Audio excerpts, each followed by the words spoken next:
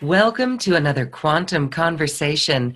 I'm Loren Gailey, and we are here talking about the Aquarian Age.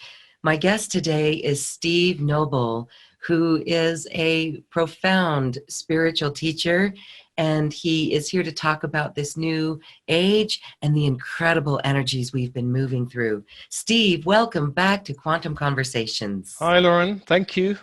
I'm here in cold England, not like sunny mountains of America. Cold England. Well, we are sending you a big hug, and it's cold here, but we do have the sun. Yeah. Let's talk about this current time. Right now in our current timeline, we are headed into the December solstice in the Northern Hemisphere, the winter solstice. And that is a very special time. We can feel the Christ energy coming through the sun, the solar logos. Yeah. So we really wanted to touch base with you because this year of 2018 has been profound. And intense. Have you found it intense? I found it very intense. It seems to have got more and more intense as the year's gone on. And the last 11/11 gateway, which I actually did a meditation transmission for, I thought it was all going to be lovely and wonderful, but it became so intense and it almost like blasted me out into, I don't know, clearing old stuff, old patterns, and more light coming, and then more clearing. It was just like so intense. I just wanted to sit down and have a cup of tea. I'm sure many of you may have felt that way. And I've spoken to many clients, and it seems for a lot of clients and also friends, things have become more intense, also more beautiful, more wonderful, more intense as the light hits. It seems that the light is getting more intense, that we are revealing more layers of old karma, old darkness that's coming out to be cleared. I've hit stuff. I mean, I've, like you, probably been at this a long time, nearly 30 years of constant, ongoing, workshops and meditations and listening to channels and diving in and exploring. And I've hit things this year that I never knew were there. And I've had to also find my own friends and assistants in clearing, because we can't always just clear ourselves all the time. So it's good to have friends or healers or teachers around who can give you an objective feel. So this year has been very intense, and I think that the intensity is not going to go away between the 12/12 gateway and the solstice.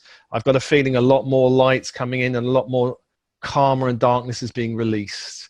So that's my feeling. But we are in this age of great volatility, great challenge, great opportunity. In terms of the astrological side, I mean, there's many prophecies around the shift from all cultures. I think India culture, the Kali Yuga shifting into the Golden Age, the Mayan calendars, the Book of Revelations, they're all talking about this shift from darkness to light. And of course, when there's a shift from great darkness to light, there's a bit in between, which is the challenging bit. It's the kind of bridge. It's the wibbly wobbly bit where we're clearing out the old personally and collectively and stepping into a new reality. I think for the energy of the Aquarian Age has been hitting the planet, I would say, for the last 60 years. There's a lot of debate about this. People have all kinds of versions of when it starts and all kinds of, some people say it hasn't started yet, but when I look at the world, it seems to be very obvious that it started. And okay, so did you say 60 years? I think for me, it started really beginning around the 1960s, I think. Absolutely. After World War II beginning, Starseeds started coming in. There starts to shift from the old 50s mentality. Beatniks, in America, you had all that wonderful beatnik stuff, and then the 60s hit, flower power, and this was really a shift in consciousness. It was just the beginning of it. It really didn't take, because it was just like a beginning wave, and it kind of died out and hit the shores and dissipated. There are other waves that come in, in the 70s. There were spiritual teachers that awoke. There were channels that came in. There was a brilliant Seth material in the 60s, and then in the 70s, more channels were waking up and coming online. A brilliant channel that I quite like is an American one called Lazarus, who came online in the 70s. Lots of conscious and trance channels came online. There was in India, there was the teacher Osho that a lot of Westerners went over to. And I really came to the field, this whole scene in the early 90s, where again, there was another wave of revolutionary teachings around you create your reality and all this stuff. And then that kind of died down. And then the millennium came along. And then I think another wave started to build around 2007. A lot of people felt this wave or pull to shift or change their life. I know I did in 2007, 8, I resisted it. 2009, it started really pulling and hitting me. And I was like, my life was pretty good at that time. I didn't want to shift. So I resisted it. And then boom, I was blown out. And so I think actually a major shift happened before 2012. A lot of people talk about 2012. I think it happened, it's quite possible the 11-11-11 was the moment of the real shift into the Aquarian age. But people argue about this. It doesn't matter because it's happening, you know, around us. And after 2012, there's an acceleration of energy, acceleration of intensity. I think starseeds, we could talk a little bit about that. I've talked before about them, but starseeds were due to really awaken en masse between 2016, 2018, 19. So I've witnessed certainly a mass awakening. People contacting me all the time through social media, emailing me. I can't deal with all these people, clients, you know, I need help basically, because the interest in the shift is intensifying. Now, I'm of an age where I first heard about the Age of Aquarius through the Hair musical, you know. This is the dawning of the age. I remember all that, and the moon is, I can't remember all the lines of it. The moon aligns with Mars. Yeah. Oh, you know it. I don't have that right, but yeah. I just heard that the other day, speaking of the 60s. Oh, yeah, yeah. Well, the 60s were a great time. I mean, I was born in 57, so I was like a child, early teen in the 60s, and so I didn't pass through all that time of awakening. But I remember my father was very against it, and he kind of said to me, I don't like all that. He really was against drugs, and he was a product of the 50s, you know, didn't like it. So he put the fear of that into me, and it probably good. I didn't really need to go down the line of drugs and psychedelics because I got it another way. Psychedelics is a very valid opening for some people, but you can go too far in that. And I've met people who've gone too far and their circuits have kind of burned and frazzled, and, you know, you probably met them too. Or holes in the aura, right? Yeah, holes in the aura. So, I mean, certainly there are some substances you should definitely avoid, you know, certainly the modern ones, cocaine's, crack, all these modern things are really nasty. But anyway, so, so we've had this kind of shift. We're in this period of mass awakening now, and really the ages, astrological ages, they last, I'm not a professional astrologer, but they last somewhere around 2,150 years, each age. And I think that, what was it? The age of Aries preceded the age of Pisces. So Aries up to the birth of Christ, around the time of Christ's birth, was the ending of the age of Aries. Empires, you know, Roman Empire, and empire kicking out other empires. You know, you had Alexander and you had Carthage and all these empires jostling for power. But the birth of Christ heralded the age of Pisces. And the age of Pisces was really the birth of, you could say, religion, the age of the guru. It was also the age of hierarchies, structures. And these hierarchies were like pyramidical shapes. You know, you had the guru at the top and all the followers, various down, or you had the Pope with all the various layers, or you had the kind of archbishop or generals, and you had the prime minister, all these structures. And you had the kind of hidden groups, like hidden governments, which were behind all that, which are really kind of running the show in a way. So Pisces has been about devotion, religion, following, people who know the secrets. All the secrets were in the ashrams, were in the monasteries, or in the hidden temples. And people are in the know. We followed them. You know, they're the ones we go to. You didn't need to know all the secrets. You needed to find the teacher that could tell you, or could enlighten you, or his energy would just bring you up, or whatever. But as we're ending the age of Pisces, the age of the guru is gone, as most of us know. But some people are still hanging on to the age of the guru. But the gurus are falling one after the other, aren't they? They're kind of falling off their pedestals. There's kind of all kinds of sexual misconducts and strange things going on. And the dark is being revealed in the light, and you can't hide the dark anymore. The more light comes, the more these old control groups are being released. So here we are, and the Piscean Age was dominated by power, violence, slavery, devotion, religion, extremism, fanaticism. You know, that's the worst side of the Piscean Age. And here we have the new energy coming through in the 60s, which is more about connection, groups, global village, unity consciousness, which is Aquarius, you know, the age of Aquarius.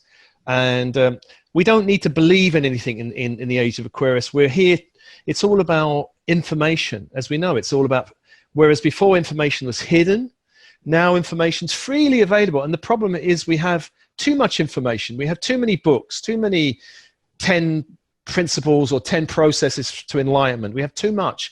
So now we're in the spiritual supermarket, where the challenge is not to find the right teacher, but, you know, to kind of find your way through the maze of information and thousands of books being published and hundreds of e-courses, and the confusion for a lot of people. You know, I was very fortunate that I was a director of this company where we hosted hundreds, well, thousands actually, of teachers over the years. So I got to hear so much. And I also got to tune my own intuition around what felt right, well, for me anyway, or what felt generally off, you know. And a few teachers and spiritual authors did topple in my time in alternatives. There was scandals, and teachers were ejected because of various misconducts that came to light. You know, I was always interested. My ex-partner used to say I should have been a woman, love the spiritual gossip. But I found having my ear to the ground meant I knew beyond what was being presented, what was really going on behind in organizations. And, you know, there's always issues around money and sex and power. And those are the kind of teachers that usually fall by the wayside, you know. But there are wonderful teachers who are congruent and wonderful.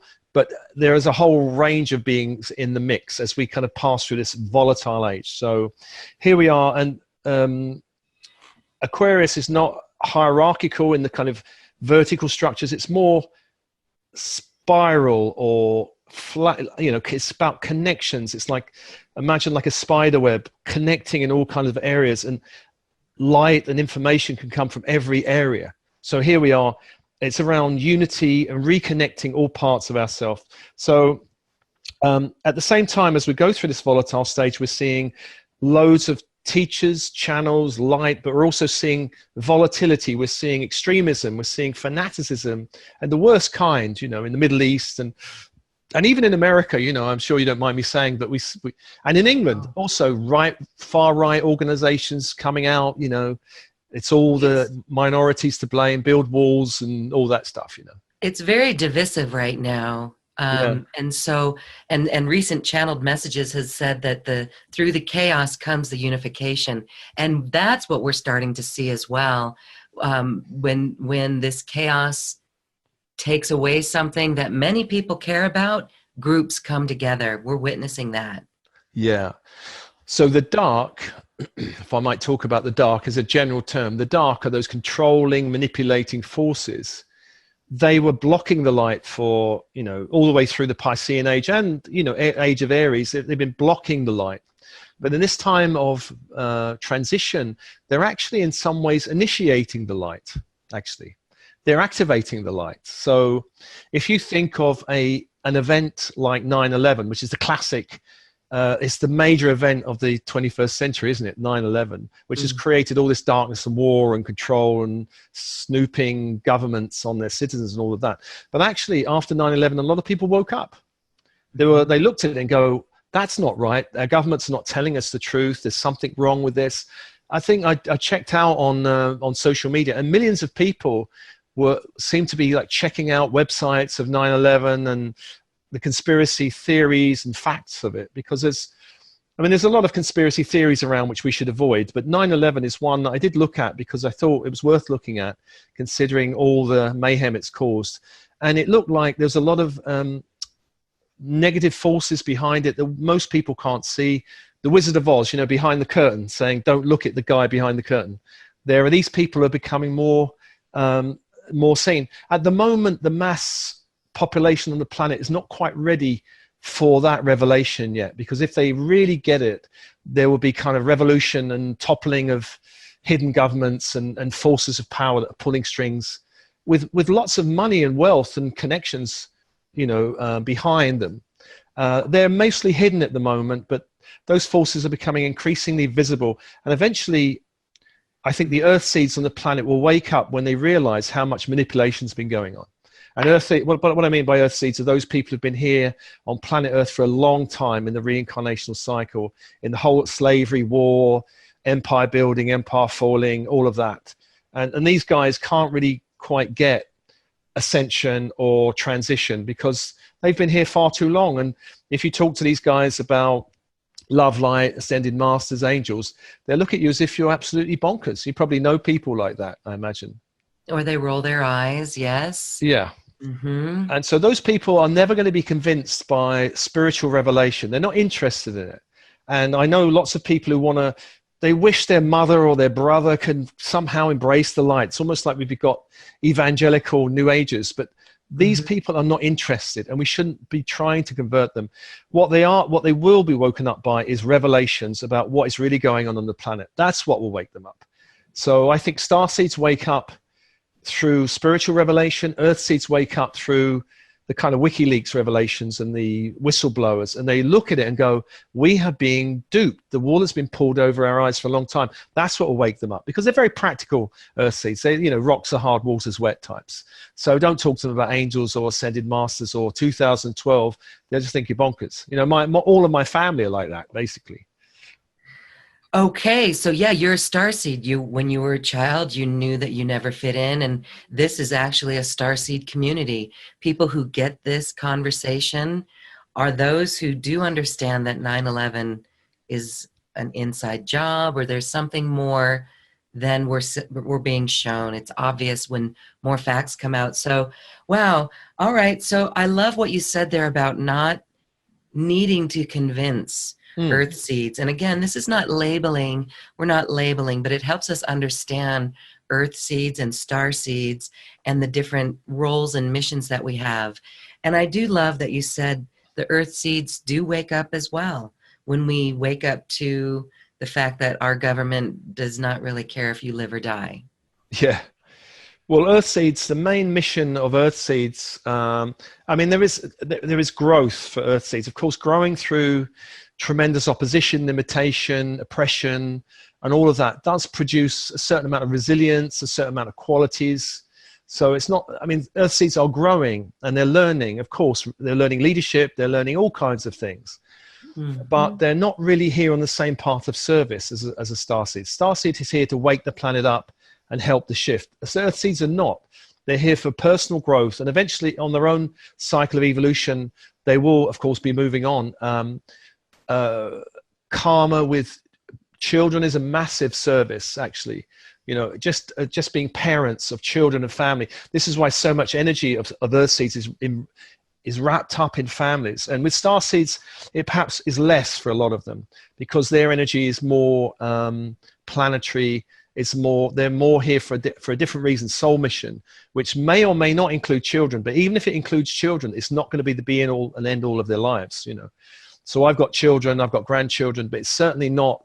I do put a lot of energy in family, and I love them dearly. But I know I'm putting most of my energy into this soul mission, this soul work, which is reaching as many star seeds as possible, waking them up, giving them information they probably need, meditations, transmissions to help them get through a dark period, because it's still a dark period for a lot of star seeds who are going through, some of them a dark night of the soul, and they need somebody on the other side going, it's okay, the light is over here, I've been through the dark and it's all right, because most star seeds have given up hope. They're been battered by the kind of dense energies on the planet.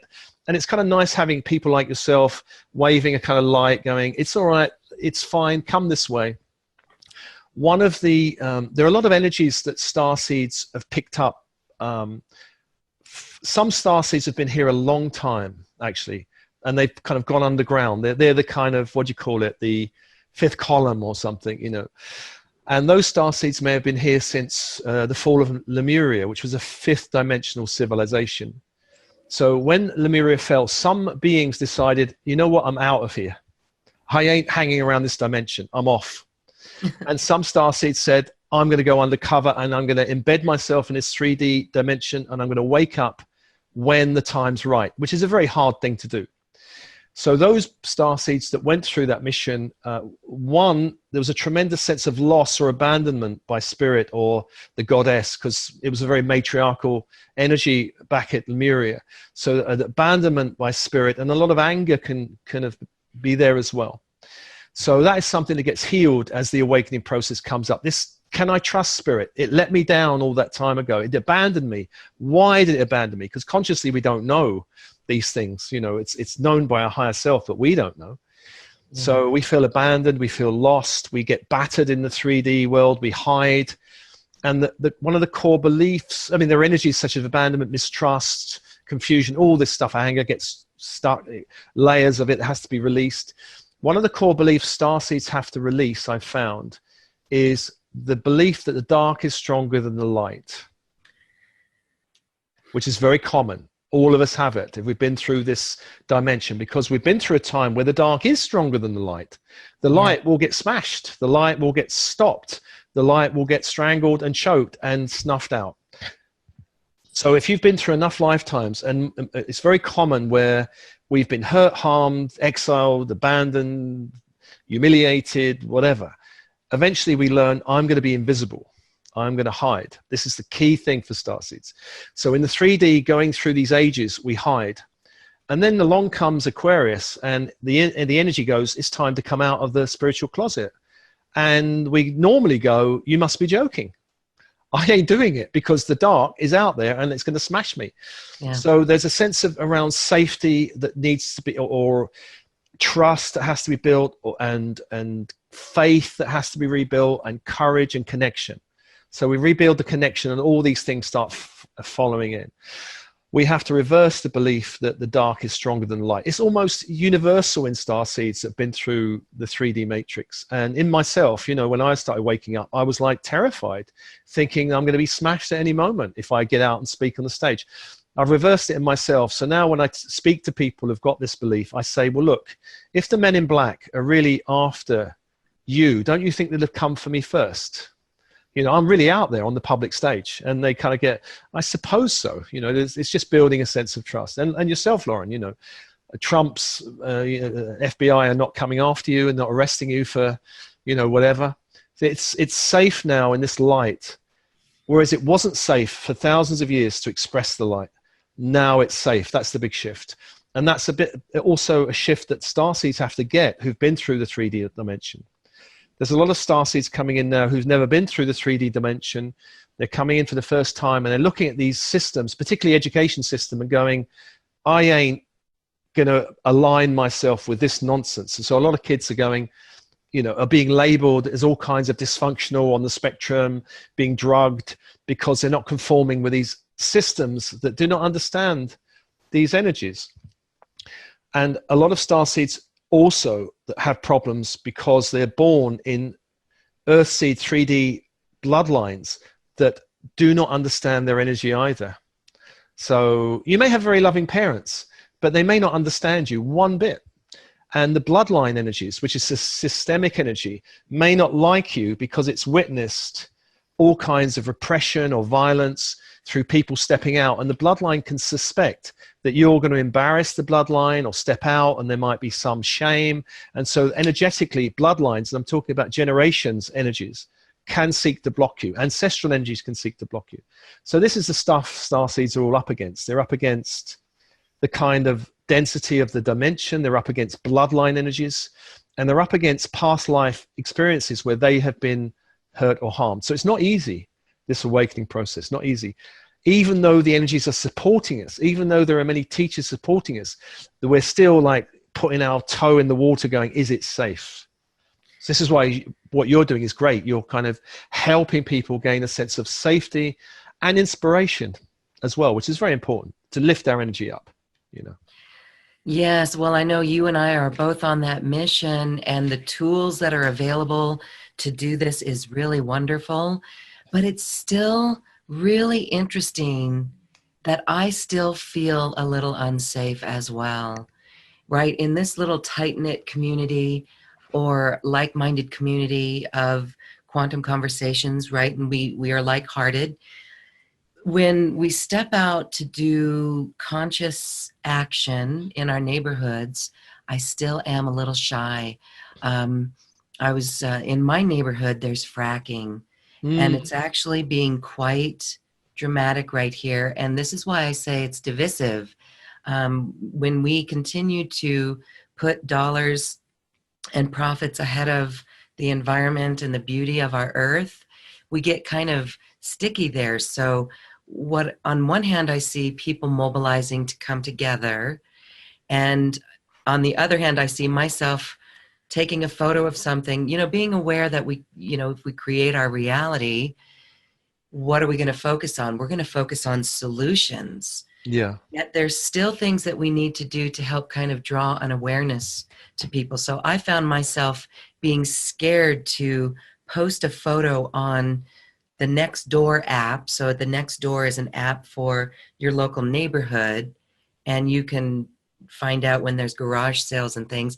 In this case, this is a local meeting in our neighborhood. And isn't that interesting? At one point I was like, okay, I'm just going to post it. Who cares? But then the other part held back. And that could be the ego that holds it back. Because it's like, what if, are they going to know my house address? Mm-hmm. My ego mind got all caught up in it. So I did nothing. Yeah. Well, I've had friends who've said to me, this was a few years back, I shouldn't stick my head too much out because the dark forces will know where I am and know where I live and will seek to do all kinds of things to me. And I was like, well, if you look at every spiritual teacher that's really had an impact on the planet, all of them had a social conscious. None of them just said, go to the monastery, meditate, and forget about the world. Buddha fought very strongly against the caste system to break it down. He fought against war. He intervened in wars and stopped battles, I think. He stepped in between armies and things like that. Christ with the moneylenders and temples and the whole political scene around Romans and Pharisees and all of that mayhem. They incarnated in difficult times, and also Muhammad also in very volatile times.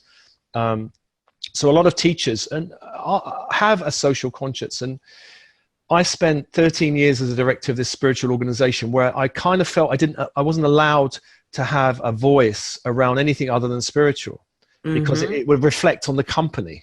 So I kind of kept my views to myself.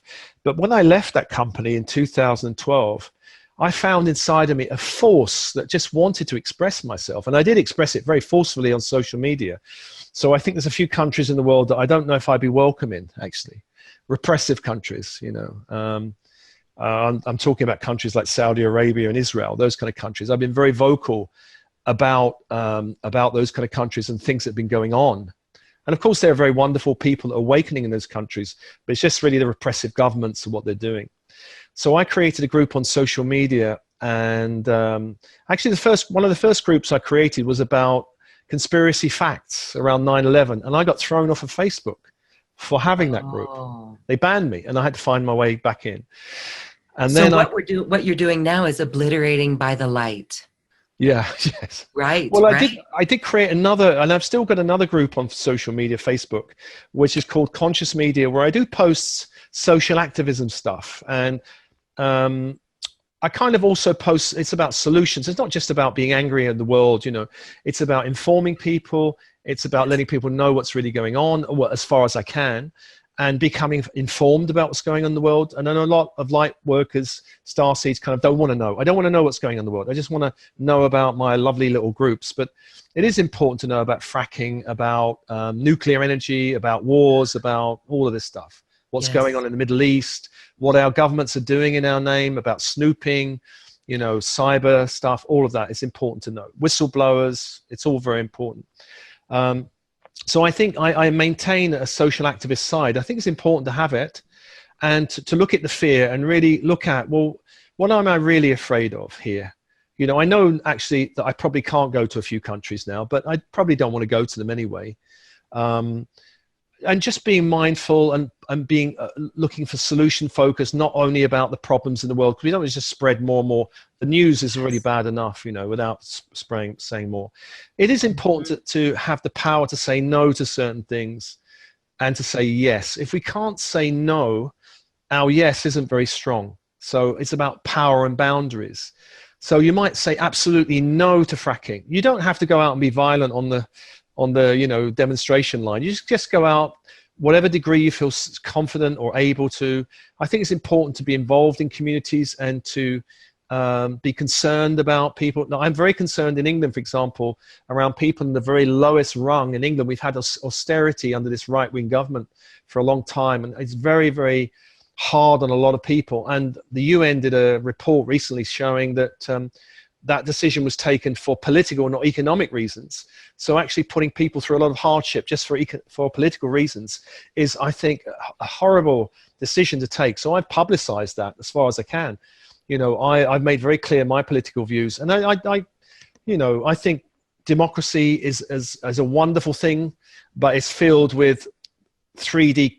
It can only go as far as the conscience of the people running it can go, really. So leadership and politicians and their ability to be corrupted or influenced by lobbyists and all that. So this is the system we're in.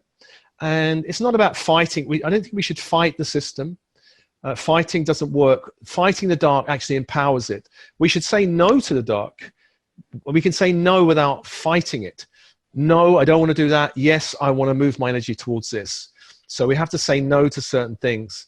And there are certain, in our lives, there are certain people, situations, and experiences that we have to say no to. I'm cutting the energy with that. I'm closing all energetic doorways to this experience. And you may be you're a wonderful person on your own path of evolution, but I'm actually cutting all cords or dissolving all cords with you because actually you're a bit toxic. I mean, I wouldn't tell the person this, but there are people that we have to release because they're too toxic for us.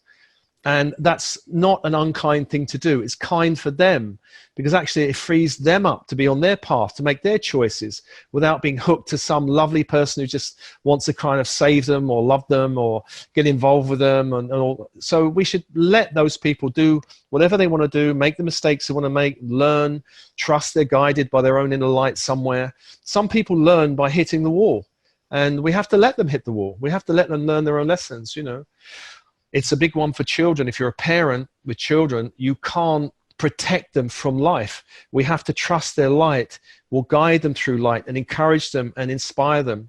We can't control them. That's why being a parent is such a wonderful gift, with my own children who are not starseeds particularly, or they're not interested in what I'm doing. My daughter did a degree in criminology, and her thesis was serial killers. And I said to her, oh, that's great.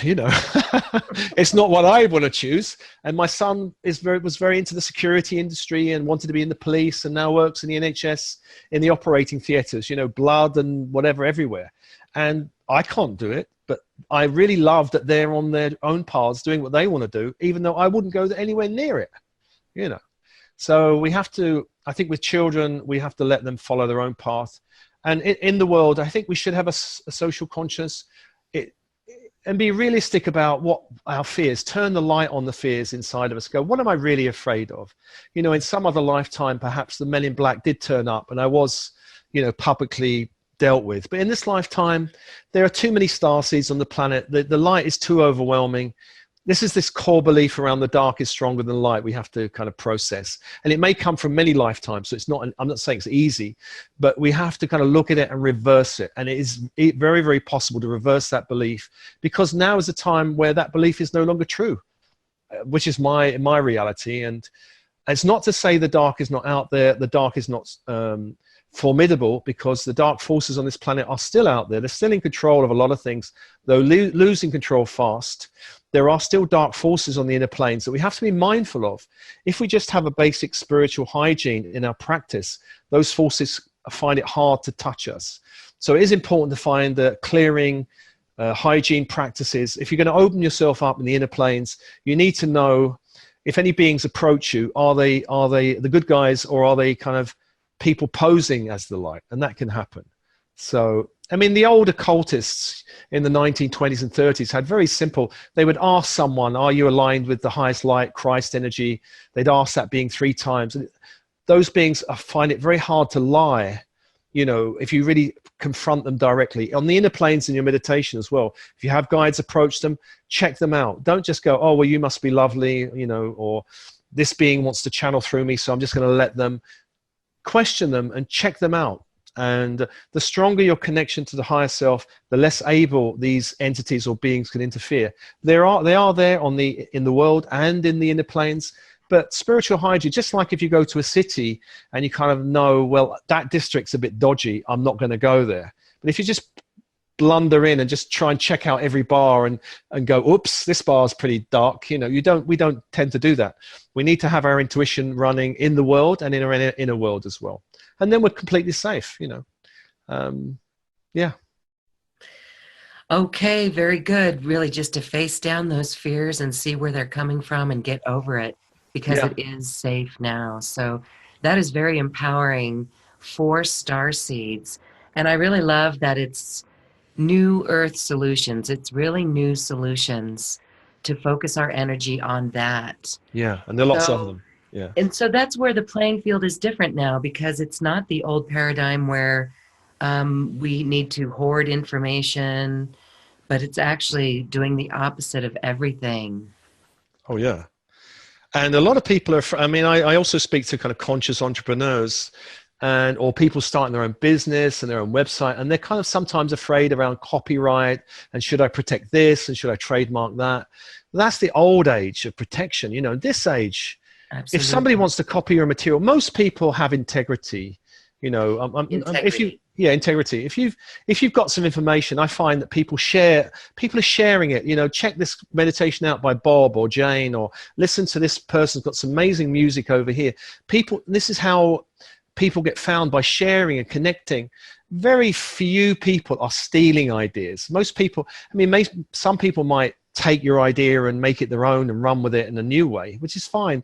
But I think people shouldn't be frightened of having their ideas or their meditations out there for people to see publicly. And this protection is the old idea. I always recommend to people, unless you've invented some amazing, you know, new technology, which is different. That's kind of a different ballgame. But information around spirituality or personal development, share it freely. I mean, I share most of my stuff very freely, and I find that rather than the old conventional model of give a little carrot and wiggle it in front of people's eyes and then they'll have to buy the whole $10,000 system, I'd rather give them 98% of everything. And my deal with the universe was, if I give everything away, or 98% of everything, I still want to pay the rent.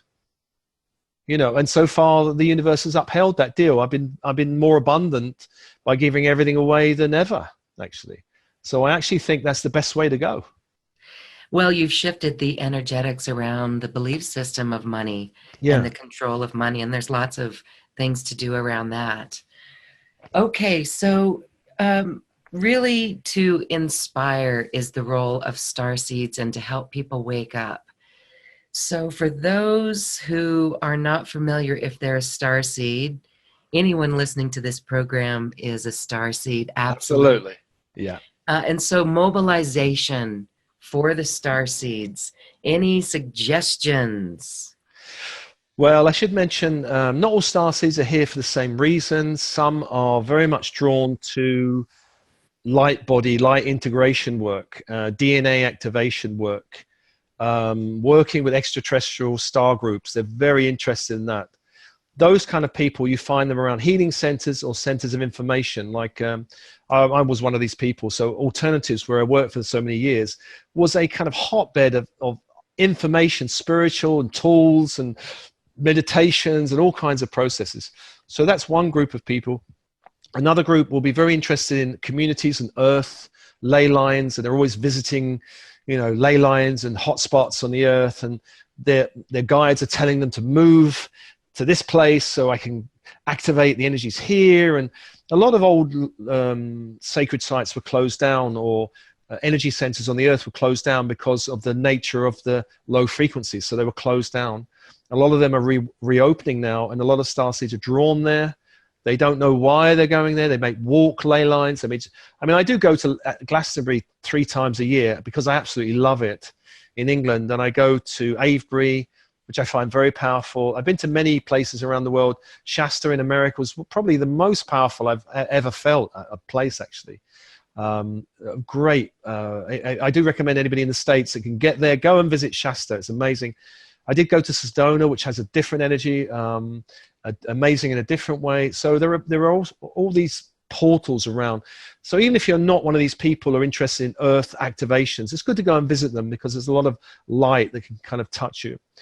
There's another group of starseeds that are not interested in DNA activation, not interested in ley lines. They're interested in things like creative, innovative ventures, like, you know, people like David Bowie and John Lennon, who kind of use music as a portal for a lot of light. You know, I'm a star, there's a starman waiting in the sky, and John Lennon, imagine if there were no religions, and all this kind of stuff.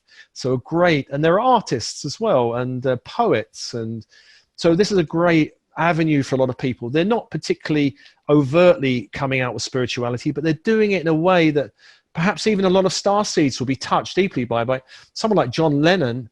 Touched millions, and probably a lot of earth seeds as well were touched by him. They didn't know why, because he was talking also about political activism, wasn't he? Let's end war, you know, all that stuff. Earth seeds will love that kind of stuff because it's a possibility that's definitely on our timeline, you know. So there are all these creative types. There are these techie types. There are these cyber geeky types. That you find in all these kind of chat, you know, especially the younger ones. They're like they want to change the world through that way. Julian Assange was a great example of someone who did change a lot. You know, he impacted on a lot of things on the world, and that's why I think the governments want to get him, because he did make so much. You know, he brought down banks, shifted political agendas in certain countries. I think, you know, maybe even the Arab Spring was a result of publishing a lot of cables, American cables with other, you know, governments, what was really being said behind the scenes. So he's an example of that. There are the direct awakeners, starseeds that they wake up and they know their mission is to wake up others. I mean, seem to be one of these characters. I didn't realize that until I was told, get on and do it, you know, and I was a bit worried about having to talk about this stuff, but it seems to be that's the mission. And the more I do it, the more alive I feel, the more like, whoa, you know, I could talk for hours on it. So there are these groups, and within those groups you may feel one is a stronger draw, but you have connections to the others. So you might have a connection to light work, but you might also want to do a little bit of earth work and feel drawn to a little bit of technology. Oh, the other one I should mention is actually the kind of inventor types, which are a bit like the geeky types, but they're here to invent new technologies. They're very scientific-y types, because one of the things which will shift on this timeline is our reliance on oil and gas is going. It's already gone, actually, in terms of technology, but the corporations in charge of investment and infrastructures have blocked all that technology. But the technology is there, and once it comes online, our reliance on oil and gas, you know, which causes a lot of war, you know, a lot of mayhem. Free energy technology, Tesla was interested in this. Tesla was a kind of definite starseed who came down, and his interaction with someone like Edison was an earthseed, pedantic, thousands of experiments to find the light bulb. Tesla was dreaming the stuff up. He just used to sit down and just dream all the experiments and the outcomes. And of course, Edison couldn't bear it because he thought he was unscientific. Einstein, whose physics teacher said he's completely hopeless at physics and will never get anywhere, created this theory of relativity. So these guys can dream it up. And of course, to an earthseed and the earthseed academic world, they just can't understand it. They either loathe it or eventually adore it. Like, this guy must be a genius, you know. And there are a lot of scientists who've made lots of discoveries through dreaming, you know, dreaming. I have several ones that I can think of. So there are these people who just dream it up, new technologies, and they're starseeds. Earthseeds can't do that. They have no ability to do that. So they just do it by pedantic, you know, slog and work, and eventually they may stumble on something. A starseed will just dream it up, dream it into being, and that's kind of very frustrating for earthseeds, I think, you know. I mean, for me, I've got this kind of team of marketing angels, I think, on the other side, and they just tell me, do this, do this, do this, and I do it, and it works. And people look at me and go, how are you doing this? And, you know, it's not just angels around love, light, and healing, but there are angels can help you, or guides that can help you with all kinds of things. You know, just ask them and call a team, and if you're open to it, and you can connect to these guys. And I've really trusted their advice, and sometimes they'll speak to me through people. You know, I had a friend who just said something to me. It's almost like the angels are speaking directly to her, and I was like, that's a good idea. I've had a few people like that. You know, when I'm a bit too preoccupied or too dense to hear them, they'll come through somebody else. You know, and for example, I had a friend say to me, you should start a YouTube channel. And I was like, really? I'm not very good on camera. I don't think I'd be any good at it, you know. And I sat with it, and then I opened, and I got the intuition. Well, I don't have to be. I don't think I'm photogenic particularly, but my voice is okay. So I kind of put my voice in, and I kind of put these lovely images, and that's enough. You know, people get the energy. They don't need to see me waving my arms, going, you know, yay! Now bring down the light. So I did it that way, and my channel just hit 34,000 subscribers in 2 years. It's been phenomenal, you know, and I did listen to him. And then I had somebody else give me another piece of advice. I listened to it, and again, phenomenal. So it's about intuition, because you can get lots of advice from people, but it's knowing a yes or a no, which is key, really. And it can be very practical. It doesn't have to be woo-woo. It can be very practical. You know, I'm in the world of business. I have to make money to pay the rent and buy computers and everything, you know, and software. So I'm in that world. And when I was working for alternatives, I had 5 staff to pay. And so I knew that ideas generated money. And most of our ideas came over tea, actually. You can never generate creative ideas in an office. We used to go out, sit down, have tea together, and say, what would we love to happen, and create the ideas. And one idea could generate... I mean, I was talking to one of my, someone who succeeded me is running the organization. And she had this idea, and it generated more cash than I think I generated in a year. It's amazing. And that's how it works. You get a great idea, you follow it through, and you can generate great abundance. That's how abundance flows nowadays in Aquarius. It's through ideas and innovation. It's not through slog anymore. The most innovative companies are the ones generating the most cash, you know. And it's nothing wrong with money as long as you put it towards service, it's not about buying the Mercedes or the house. It's around fueling your path of service. Supporting the service, yes. Well, I love how you paid attention to those intuitive hits, and then you took the action. I know that many of us do get the ideas. It's the action that we have to take. So before we close, tell us your #1 tip for really knowing yes or no within your beingness, in your intuition, like those steps to take. Well, okay, if somebody was asking me about intuition, I would probably say to them, okay, if you remember a time where you had an intuition to do something and it worked out, and, you know, to date someone or to go to a certain place or holiday or shop, and it worked out. And remember that time, and remember the feeling in the body. There was a feeling in the body that this is the right thing to do, because I don't have to teach people how to do it. They already mostly know how to do it. So, and they get that feeling of, oh yeah, this is a feeling of doing it. Yes. Okay, great. So then I say, remember a time where you had a feeling not to do something, not to date someone, not to go to that party, not to whatever it is. And in hindsight, you realize that feeling was absolutely right. So what was that feeling? So they'll say, oh, it might be, I had a feeling in my chest, or, you know, and it had this kind of energy around this kind of, and you can go into those feelings. You can, you can explore it as a size of energy, or as a color of energy, or what kind of emotion was in that energy. So there's all kinds of factors in a yes and a no. So if people have a sense of this yes was accurate and this no was accurate, this is their intuition saying, do or don't do something, and it worked out. So that's one distinction. Then I'd ask them to think about a time where they did something, but they had the feeling before they did it they shouldn't do it, but they did it anyway. They overrode the feeling. So they Uh-huh. get that distinction of, yes, I kind of knew. So where in your body did you know? Well, it was a feeling deep down, but my mind, it's usually the mind going, you should go, or you should, or your mother wants you, or your friends will be let down, you know, all the thinking that goes on that overrides the feeling. So then they have a distinction for, I got the feeling, but I overrode it. So they're the distinctions. And then the other distinction I would say to someone is, if you get a feeling of, someone asks you to do something, or you have a choice and you get, I don't know, maybe, Uh-huh. treat that as always a no. Okay.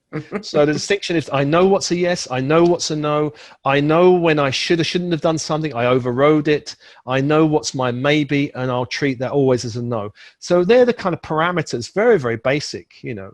If we know what our yes and our no and our maybe is, and we know when we're overriding something, when the head's going, I should, they will be let down, or guilt, or, oh, there's pressure. Or, so you know when you're overriding your intuition. So then it's a question of tuning into intuition. And no matter what the head says, no matter what your mother or your friends say, go with your intuition. It's a kind of training, and go with it. And you'll know that your life gets easier, basically, easier. Isn't that beautiful? That is beautiful. So really trust ourselves, trust Mm. ourselves. And it makes me think about this I don't know that I had recently. And it's like, okay, well, now I know what to do. So Yeah. it's just an incredible awareness, awareness, awareness. And we feel into it. Yeah. Okay. The other thing about maybe is, maybe can be a question of timing. So it might be a no now, but next week actually you might get, now it's a yes. So sometimes timing is a factor as well. Yes. Okay. Well, that's really empowering and we feel good. And I know the star seeds are ready to go for it. We are coming into a new year, and this seems like mastery and empowerment and big action. So, again, the key is you mentioned social activism. I like Yeah. to call it conscious activism, Yeah. standing up for what we love, standing up for what we love to see in the world, like the beauty, let's keep it beautiful. Bringing in new solutions, new innovations, that's really powerful as well. And really not getting caught up watching the old crumble, because it is, but to really fuel it into big dreams and actions for our future. And in a lot of ways, that means coming together in small little communities. So we're Yeah. going to be doing that. What would you have to share on that?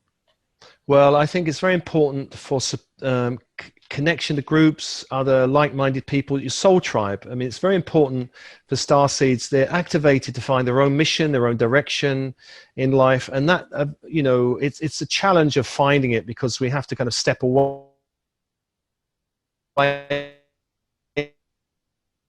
from the old, leaving old relationships, find your territory. And along with that comes, as we shift in our own personal reality, along comes this idea of support and soul tribe. So soul tribe are people on this plane that, once we step out on our true direction, start to be attracted to us and start to be aligned with us and start to hang out with us. And so my friendships, for example, earth seeds are very common for an earth seed to have friends from school or university that they've known for 30 or 40 years. I don't know people from my, I know very few people from before my 40s now. You know, everything shifts so fast and so much. And new people coming, new levels of support, new wonderful people. And so some of those soul tribe are here to love, support us unconditionally, help us with skills, mentorship, coaching, friendship, cups of tea. And some people are there to challenge us and help us step up, you know, gently challenge us, or sometimes strongly challenge us. You know, we sometimes call people in. They're the soul tribe. And those soul tribe are on the external reality and on our inner planes. And as we shift, we call higher frequency or higher levels of frequency of guides.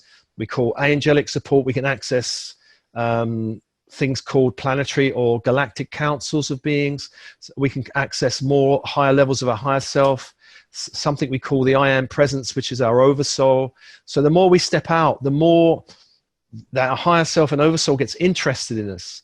So if we're just kind of living in a boring life, the kind of higher self's kind of sending us impulses to wake up. But if we kind of ignore them, it's just like a friend who keeps calling us. Eventually the friend goes, you know what, I'm going to leave them alone for a while. You know, so as the higher self and I am presence impulse us, the more we listen and wake up, the more that channel opens and the more their energies will be with us, you know, and they're very, very helpful. All of this stuff on the inner planes is essential and helpful. We've got a whole soul tribe on the inner planes. And so support on the outside plane, we might be involved in activist groups, but those activist groups shouldn't be angry ones. They shouldn't be like, if you've ever been on a peace march with angry people, it's that kind of thing. You don't want to be on peace marches with angry people. It's much stronger if we sort out our own emotional stuff and mental stuff and go out and just say no to stuff we think is a no, and debate and argue and post and do all kinds of stuff that's solution focused to make a difference in the world. We're not responsible for this 3D old system of crumbling. We're not here to save anyone, rescue anyone. We're here to look to the new, to create the new, you know, in whatever way that is. Some people have a big mission. Some people have, you might think of smaller missions, but they're all as important because at the base level, we're here to radiate a higher frequency of light. Whether you're a parent of a starseed or going out writing 20 books or on YouTube with 100,000 followers, it doesn't matter. All of us are here with the same mission of shifting the planet. Yes, that is so beautiful. Thank you so much, Steve. You are going to be doing an online healing retreat. We're actually calling it Mastery Empowerment Course. It's a course for New Earth, and this is coming up in our new year. It actually is something that sets the tone for the whole year because of the, I want to say, magnetics that we create into really drawing in that which we wish to create. So talk a little bit about this Mastery Empowerment course, as well as a new course that you have, and this is all available in your special offer. Yeah, for sure. So, well, I think there's a few aspects of it. I've got some courses. One course is called Stepping into 5D Light Mastery, and this is a course which is on 7 levels, and the levels include, first level includes about the global shift, ascension, new ways of light. Second level is about healing the ego. Third level is clearing timelines and energy fields. Fourth level is expanding our light, awakening our multidimensional chakra system. Fifth level looks at the unseen friends, working with guides, higher self. Sixth level is about becoming the dreamer of our reality. And the 7th level is stepping into high frequency living, which is our 5D birthright.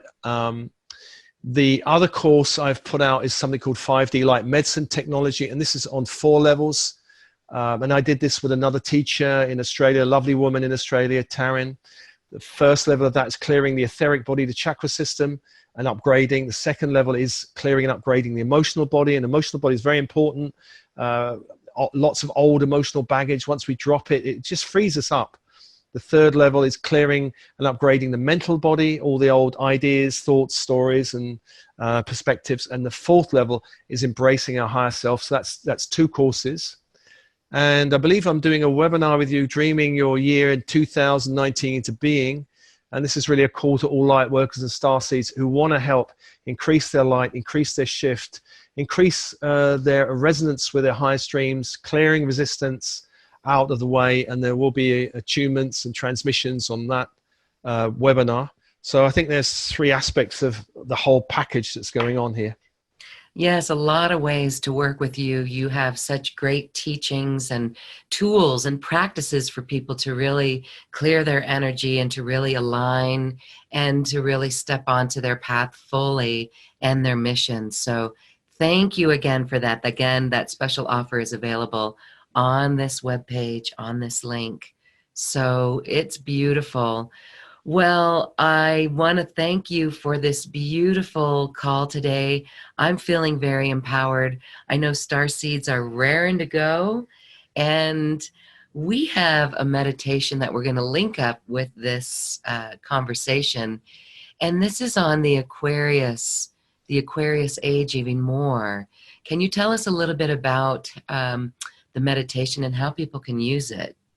Yeah, so this is a transmission it's called the Aquarian Christ transmission, clearing old Piscean energies. And this one really is, if you think about the Piscean Age, the Christian message, the avatar Christ who came in the Piscean Age, that message has been hijacked and, jumped upon and twisted. And there's a lot of gunk for people who've come through lifetimes of Piscean Christianity with all its control and, all of the stuff. I mean, I was a Catholic for several years. I was born in the Church of England, so I kind of know from firsthand all that stuff. And I've been through many lifetimes on my knees in monasteries and vows of poverty, all that stuff. This transmission clears that and opens you up to the new energy of the Aquarian Christ, which is a new energy, which is the kind of not exactly an upgrade, but it's more the truer energy coming back now in this time of awakening. And really, it's a collective mass awakening of consciousness. That energy is manifesting through many individuals, not just one person. And this was foretold by him in the early days, where he said he would come back in the end times. And the end times is the end times of this old age, not the end times of the planet. So. And he's coming back. He actually, I think, mentioned something about a water carrier, and there are all kinds of weird signs he kind of gave and stuff about that. But the energy of Christ consciousness is coming back. There's a whole renaissance of angelic energy coming back with it. There's the Christ grid and ascension grid coming through the central sun, impacting the earth. And this is something that's very much there in the transmission, connecting to the grids of the earth and of the central sun, and through that connecting to the Aquarian Christ energy. And that energy has a very strong feminine aspect to it, because originally there was a very strong feminine aspect of that energy. Mary Magdalene was a great supporter, as was Mary the Mother. There's this feminine energy holding him in his mission. And of course, when the church got hold of or grabbed the teachings, they kind of banished the feminine from the teaching. It was all about, the Savior who died for the sins on the cross and all that stuff. But and a lot of nonsense and stuff has really been put for people who have been through those lifetimes. A lot of stuff needs to be cleared. It's all in the transmission, and so we can open more fully to the true message and true energies of the Christ energy. And thank you for that. We're going to have that link to this quantum conversation and also on this webpage. And what a beautiful time to do this, as here we are in this solstice window of 2018, December 2018. Thank you, thank you, thank you. Awesomeness. That's my pleasure. Actually, I'm going to email another gift over, Lauren. I've got another little Christmas gift, so I'll send it over to you, and you can add that in. Oh, beautiful. Surprise, surprise. All right, so everyone enjoy that bonus from Steve Noble. Well, Steve, I just want to thank you. Actually, it was you and I discovered your work on social media. All right. And I know that's shifting too, but as long as we remember to obliterate it with light, then we're going to be fine. Mm-hmm. Yeah, the dark doesn't like the light very much. It's repelled by the light. So the more light we hold in our energy fields, and the more we clear shadows, the harder it is for shadows to even want to touch us. It's repelled by us. So, yeah. Beautiful. All right. An empowering call with Steve Noble. Thanks so much for being here on this quantum conversation. Thanks, Lauren. Thanks, Steve.